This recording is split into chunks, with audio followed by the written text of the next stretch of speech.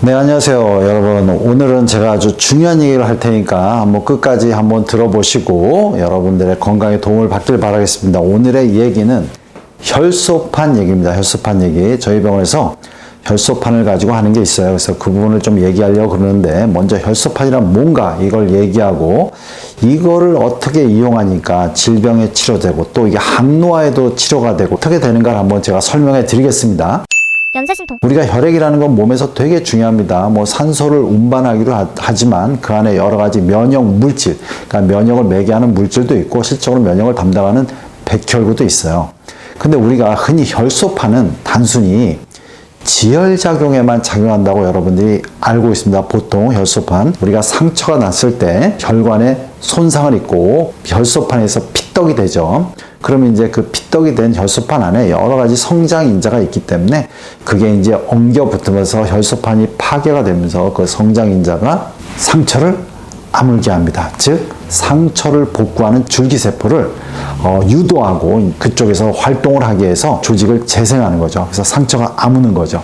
자, 이게 아주 간단하게 보면 그래, 혈소판이 혈전을 만들고 상처가 아물게 했다, 이게 단순하게 생각할 수 있지만 여러 가지 성장인자, 즉 줄기세포를 유도하는 인자들이 많다라는 겁니다. 자, 우리 몸에는 실제로 줄기세포 많아요. 그렇지만 줄기세포가 활성화될 수 있는 조건이 돼야 되는데 그 조건을 실질적으로 만들어내는 게 혈소판이라는 겁니다.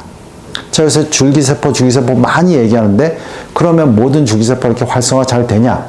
그 안 되는 이유가 바로 혈소판과 줄기세포와의 어떤 연결고리, 이런 부분을 잘 못 풀어내서 이제 그런 문제가 됩니다. 자, 그러면 혈소판은 보통 정상적일 때, 문제가 없을 때는 혈액을 돌아다닙니다. 그래서 돌아다니는 걸 뭐예요? 패트롤링이라고 그래요. 그러니까 감시를 한다는 거예요. 감시. 즉 경찰이 우리가 순시하듯이 이렇게 순시합니다. 바로 우리 몸에서 그런 역할을 하는 게 혈소판인 겁니다. 자, 그럼 혈소판이 그렇게 어떤 큰 상처가 안 나도 돌아다니면서 문제가 있으면 우리가 호밍이라고 해서 그 문제된 조직으로 가는데, 그때 문제된 조직이 잘 복구되게끔 백혈구, 특히 이제 단핵구라는 백혈구를 끌고 들어가서 조직에서 대식세포, 조직을 복구하는 그런 대식세포를 끌고 들어가서 복원을 합니다.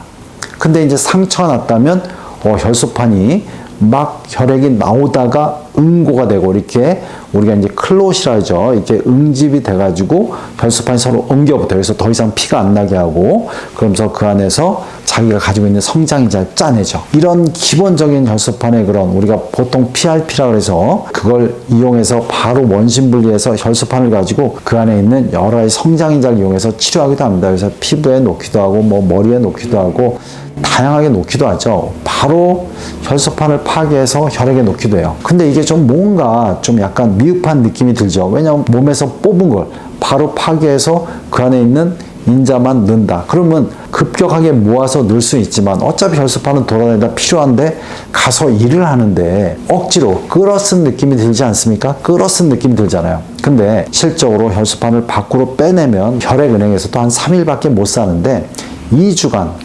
활성 보존하는 그런 특허 기술을 가지고 있습니다.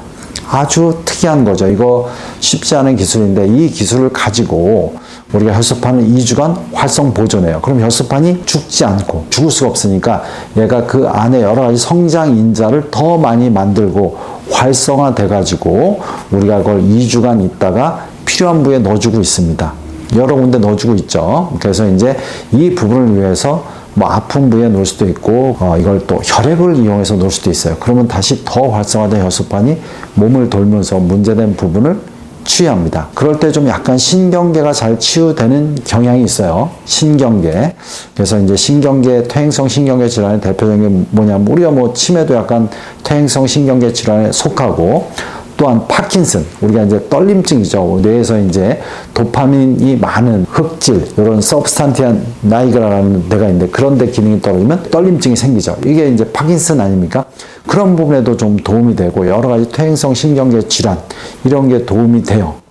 자, 여러분, 어떤 이런 치유의 능력을 가지고 하면 우리가 계속 어디가 신경계가 망가지고 조직이 망가지면서 퇴행과 노화를 겪는데, 이런 부분을 적절히 치료하면 이런 부분이 해결되고 노화를 막을 수 있다는 거죠. 여러분 한번 이런 걸 참조해서 제가 이제 일반적으로 관심이 많아서 또 이렇게 세미나를 합니다. 세미나 공지는 또 제가 이렇게 붙여 놓을 테니까 한번 참조해서 오시면 좋은데, 혈소판의 이런 놀라운 기능, 그걸 더 확대하고 더 강화시켜서 또 우리가 치료에 쓸 수 있다, 이런 부분을 가지고 여러분들이 한번 궁금하시면 한번 강의를 한번 오면 좋을 것 같아요. 그래서 제가 오늘은 혈소판의 얘기를 했고, 여기서 혈소판이 재생치료의 화두고, 또 우리 병원에서 했던 그 혈소판 치료가 미토콘드리아 기능도 5배에서 6배가 증가됐습니다. 자, 이런 거는 여러 가지 치료에 사용될 수 있다는 거죠.